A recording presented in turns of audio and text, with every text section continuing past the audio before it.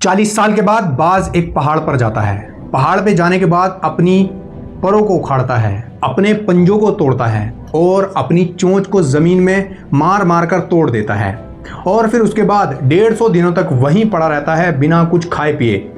और फिर 150 दिनों के बाद उसके नए पर आते हैं, नए पंजे आते हैं, नई चोंच निकलती है। फिर बाज पूरे 40 साल और जीता है। ये कहानी कितनी इंटरेस्टिंग लगती है ना सुनने के अंदर।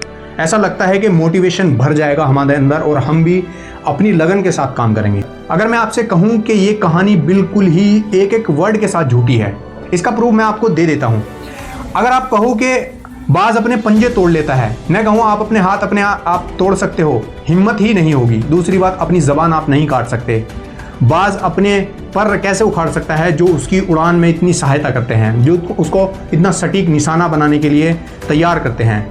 और सबसे लास्ट और आखिरी बात, यहाँ आपका कंक्लूजन खत्म हो जाएगा। अगर आप गूगल पर भी सर्च करोगे तो बताया जाता है कि बाज की जो उम्र होती है मैक्सिमम वो 20 से 30 साल होती है। फिर 40 साल की उम्र में बाज पहाड़ी पर क्या करने जा रहा है?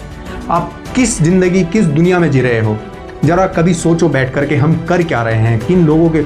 हम वही सुनते हैं जो हमें सुनाया जाता है, हम वही पढ़ते हैं जो हमें पढ़ाया जाता है, हम वही देखते हैं जो हमें दिखाया जाता है। अगर हम अपने नज़रिए से देखें तो हम इस दुनिया को चेंज कर सकते हैं।